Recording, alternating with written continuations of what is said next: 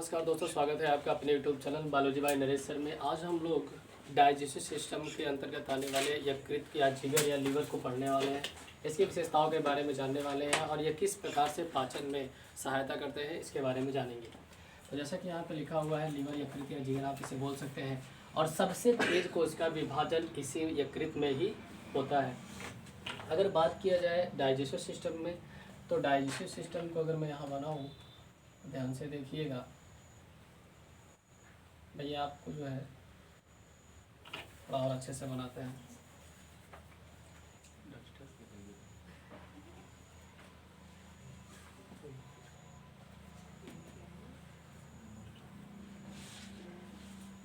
ये आपका जो है डाइजेस्टिव सिस्टम हो जाता है। और यहाँ कहीं ऐसे आपका जो है यहाँ पे इस तरीके से लीवर होता है, ठीक है। और इस लीवर से इस प्रकार नलिकाएँ निकली रहती हैं, जो कि यहाँ पे आई रहती है, यानी कि आमाशय के बाद ये ड्यूडिनम होता है, ये जेजुनम होता है और ये इलियम होता है, यानी पक्वाशय, ग्रहणीय और शेषांश। ये छोटी आंत के 3 भाग होते हैं। अब यहाँ से जो यकृत होता है, इसमें सर्वप्रथम जो एंजाइम होता है वो होता है बिलिरुबिन स्रावित होता है, बिलिरुबिन। और ये बिलिरुबिन जो होता है, यह वास्तविक रूप से भोजन को पचाने का कार्य करता है, भोजन को पचाने का कार्य करता है, किंतु भोजन के पाचन को अच्छे से करता है। साथ में यह भोजन में पीला रंग प्रदान करता है, यानी कि जो उत्सर्जित होने वाला मल होता है उसमें पीला रंग इसी बिलिरुबिन के कारण आता है। और आपने देखा होगा, या फिर यहाँ पे जो ये पित्ताशय है, इसमें पित्तरस होता है, पित्ताशय, इसमें पित्तरस होता है। और ये जो पित्तरस होता है ये कैसा होता है, तो ये होता है क्षारीय, ये पित्तरस क्षारीय होता है, ठीक है। यानी कि यहाँ पे जो यकृत है यह पित्तरस स्रावित करता है और पित्तरस जो होता है वो क्षारीय होता है। इस पित्तरस में आपके पोटेशियम, कैल्शियम और सोडियम तथा मैग्नीशियम जैसे तत्व दिखाई देते हैं। इसी में जो आप देख रहे हो कैल्शियम, इस कैल्शियम की अधिकता के कारण जो है यहाँ पे पथरी बन जाती है, जिसे आप कैल्शियम ऑक्सलेट कह सकते हैं। यहाँ पे कैल्शियम, ये जो कैल्शियम है इसकी अधिकता के कारण कैल्शियम ऑक्सलेट एक यौगिक बन जाता है, ऑक्सलेट, जिसे आप पथरी के नाम से जानते हो। और ये जब पथरी हो जाती है तो बहुत दिक्कत देती है, यानी पाचन में बहुत ज़्यादा दिक्कत देती है, ठीक है। तो इसको दवाओं के माध्यम से गलाने का प्रयास किया जाता है। यदि नहीं गलता है तो इसी पित्ताशय को ही काट कर निकालना पड़ता है। और जब पित्ताशय को काट के निकाल दिया जाता है तो पाचन में बहुत सारी दिक्कतें आती हैं। और फिर देखा जाए तो ये जो पित्तरस जो हरा होता है, एक्चुअल में क्या होता है, हरा होता है। इसका रंग हरा क्यों होता है भैया, क्योंकि इसमें विलिवर्डिन नामक वर्णक पाया जाता है। हरा इसलिए होता है क्योंकि इसमें विलिवर्डिन नामक वर्णक पाया जाता है, जिसके कारण पित्तरस हरा होता है, ठीक है। फिर इस पित्तरस का और वास्तविक रूप से कार्य क्या है इसको समझते हैं। तो यहाँ पे मैंने आपको बताया ये कार्डियक होता है, ये फंडिक होता है, तीसरा भाग पाइलोरिक होता है जहाँ जठर ग्रंथि होती है। और इस जठर ग्रंथि से जठर रस स्रावित होते हैं। मैंने आपको बताया कि इस जठर रस में कौन कौन से रस होते हैं। पेप्सिन होता है, पेप्सिन जो कि प्रोटीन का पाचन करता है।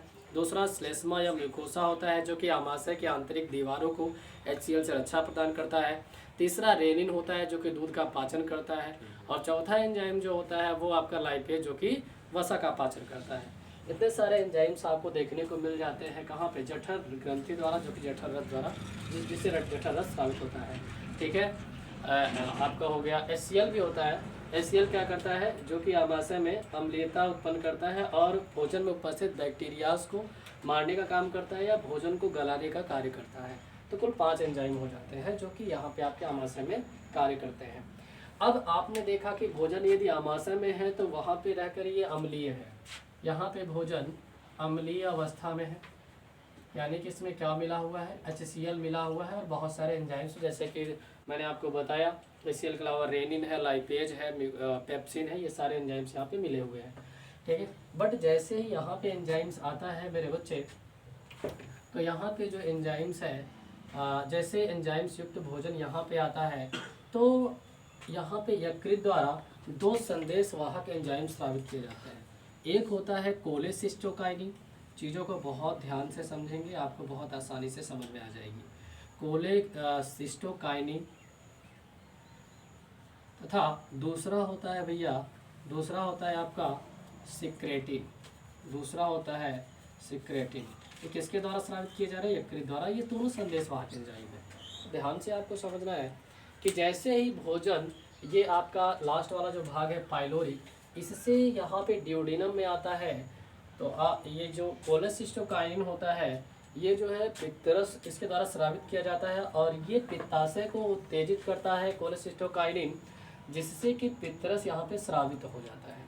ठीक है, और यहाँ पे आपका जो है, यहाँ पे इस तरीके से एक संरचना बनी होती है जिसे हम लोग पैंक्रियाज या अग्न्याशय कहते हैं।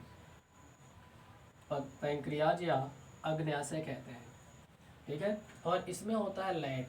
लैट ये शॉर्टकट है, इसका फुल फॉर्म होगा एल से लाइपेज, एल से हो जाएगा लाइपेज, और ए से हो जाएगा एमाइलेज, एमाइलेज, और टी से हो जाएगा आपका ट्रिप्सिन, ये टी से हो जाएगा ट्रिप्सिन।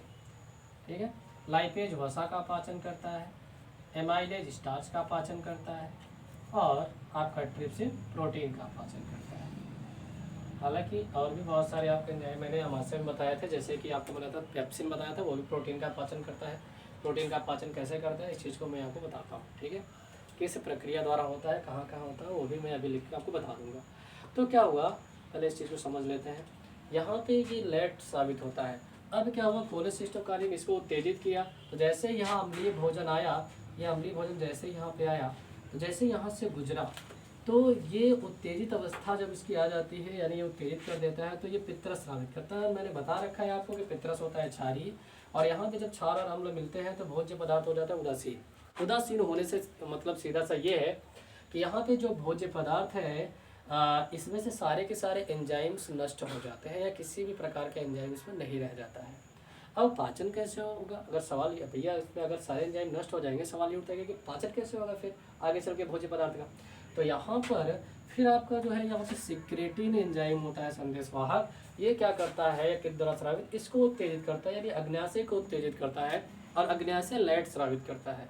यानी कि जैसे ही भोजन उदासीन होकर आगे बढ़ा, जैसे उदासीन हुआ तुरंत दूसरे पल ये आपका जो अग्न्याशय है, लाइपेज, एमाइलेज और ट्रिप्सिन, जो कि वसा और स्टार्च और प्रोटीन का पाचन क्रमशः करते हैं, ये इस पर स्रावित हो जाते हैं। अब आगे जैसे ही ड्यूडेनम में जाता है, तो यहाँ पे क्वेश्चन बनता है कि बच्चों, आमाशय से जब भोजन ड्यूडेनम में प्रवेश करता है तो उसमें कौन कौन से एंजाइम होते हैं? तो आप बताएंगे कि अग्न्याशय द्वारा स्रावित लाइपेज, एमाइलेज और ट्रिप्सिन होता है, क्योंकि वहाँ पे HCl की बिल्कुल भी कोई मात्रा नहीं रह जाती है, क्योंकि उसकी मात्रा बिल्कुल समाप्त कर दी जाती है आपके पित्तरस द्वारा, जो कि क्षारीय होता है। ठीक है, अब यहाँ से भोजन होते हुए ये आएगा ड्यूडेनम। ठीक है, और जैसे ही ड्यूडेनम में आया तो यहाँ से आपका शुरू हो जाता है भोजन का अवशोषण। ड्यूडेनम जो होती है ये आपके लगभग 21-22 फीट होती है, बहुत लंबी आंत होती है ये। ठीक है, और ये जो आंत होती है इसमें संकुचन और प्रांकुचन गति होती है, संकुचन और प्रांकुचन गति होती है। संकुचन प्रांकुचन का सीधा सा मतलब है कि एक बार सिकुड़ेगा, एक बार फैलेगा। तो इस प्रकार से जब गति होती है तो यहाँ पे जब भोज्य पदार्थ आता है तो बहुत छोटे छोटे स्मॉल टुकड़ों में टूट जाता है। टूटने के पश्चात जब ये जेजुनम में आता है, ठीक है, तो यहाँ से होते हुए आ जाता है इलियम में। इलियम में आता है तो भोजन पूरी तरीके से पिस चुका होता है, बहुत छोटे छोटे टुकड़ों में टूट चुका होता है। यानी यहाँ पे फिर होती है विलाई। ठीक है, और विलाई आपकी बड़ी आंत में भी देखने को मिलती है। उस बड़ी आंत में आपके जो 4 भाग होते हैं, पहला होता है असेंडिंग कोलन, दूसरा डिसेंडिंग, तीसरा ट्रांसवर्स और चौथा सिग्मोइड कोलन होता है। तो उसको भी, उसके बारे में भी चर्चा करेंगे। उसके सभी भागों में विलाई नामक संरचना, जो कि बाल के समान संरचना होती है, पाई जाती है। अब यहाँ पे जो विलाई है मेरे भाई, ये विलाई जो है ये भोज्य पदार्थ जो कि बहुत छोटे छोटे टुकड़ों में पिस चुका है, टूट चुका है, इसको ये विलाई क्या कर लेती है, उसमें से उपस्थित प्रोटीन, विटामिन यानी जो भी पोषक तत्व है उसको अवशोषित कर लेती है, और अवशोषित करने के पश्चात उसे कहाँ मिला देती है, ब्लड में मिला देती है। अब ब्लड के द्वारा वह अलग अलग कोशिकाओं में जाता है, अलग अलग शरीर के भागों की कोशिकाओं में जाता है, जहाँ पे जिसे प्रोटीन विटामिन की ज़रूरत होती है वहाँ पे जाता है और हमारे शरीर की लगातार अनुरक्षण करता है। मैंने आपको पहले ही बताया था जैव प्रक्रम की डेफिनेशन में अनुरक्षण का मतलब क्या होता है, यानी शरीर की वृद्धि करता है। ठीक है, तो इस प्रकार से भोजन का पाचन होता है। अब आपको समझना है कि भैया अब यहाँ पे अगर पोषक तत्व अवशोषित हो गया तो जो बचा कुचा पदार्थ है वो कहाँ जाएगा, तो वो जाता है आपकी बड़ी आंत में। ठीक है दोस्तों, तो पहले हम थोड़ा सा एक चीज़ और क्लियर कर लेते हैं कि जो आपका जो है ये एक बार इसको रिपीट कर लेते हैं। देखिए माउथ में आपको बताया गया कि पिछले लेक्चर्स में आप जाके देख सकते हैं उसको इसी चैनल पे। माउथ में बताया गया आपको जीभ, लार के बारे में, दांत के बारे में, वहाँ पे सारी चीज़ें एक्सप्लेन की गई हैं अच्छे से, वहाँ पे आप जाके देख सकते हैं। ठीक है, फिर आपको ग्रसनी बताई गई, उसके बाद ग्रासनली बताई गई, फिर आपका कार्डियक है जहाँ पे एचसीएल की अधिकता रहती है जो भोजन उपस्थित बैक्टीरिया को मारता है। फिर आता है फैंडिक जहाँ पे रूजी होती है जो कि भोजन को 3 से 4 घंटे रोक कर रखता है। फिर आता है पाइलोरिक जहाँ पे मैंने बताया जठर ग्रंथि होती है, जठर रस स्रावित होता है, इसे गैस्ट्रिक ग्लैंड भी कहते हैं, और इससे 5 प्रकार के आपको रस मैंने बताया स्रावित होता है। कौन कौन सा, तो पेप्सिन, एचसीएल, म्यूकोसा, लाइपेज और रेनिन। सबके अलग अलग पाचन भी मैंने बताया, सबके अलग अलग कार्य भी मैंने बताया कैसे करता है।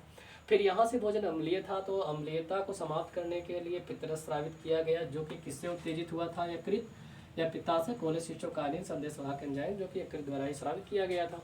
कई बुक्स में आपको या कई टीचर बताते हैं कि भैया ड्यूडेनम द्वारा स्रावित किया जाता है, ऐसा बिल्कुल भी नहीं है। किसी भी आंत द्वारा किसी प्रकार का एंजाइम स्रावित नहीं किया जाता है, बल्कि वहाँ पे अवशोषण होता है, चाहे वो बड़ी आंत हो या छोटी आंत हो, वहाँ पे सिर्फ और सिर्फ अवशोषण होता है। बड़ी आंत में जाएंगे तो वहाँ जल का अवशोषण देखने को मिलेगा आपको।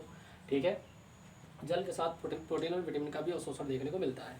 ठीक, तो आप यकृत से ही समझिए क्योंकि यकृत ही सारे एंजाइम्स को स्रावित करता है। दूसरा होता है आपका ये अग्न्याशय।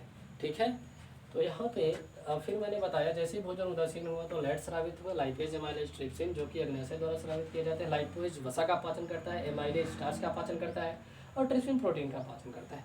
भोजन जैसे ही ड्यूडेनम में प्रवेश किया तो यहाँ पे आपने देखा कि भोजन में संकुचन और प्रांकुचन, आंतों में संकुचन और प्रांकुचन गति होते हुए भोजन पूरी तरीके से पिस गया, और पिसने के पश्चात भोजन कहाँ पे आ गया, ये जेजुनम से होते हुए इलियम में आ गया जहाँ पे विलाई होती है।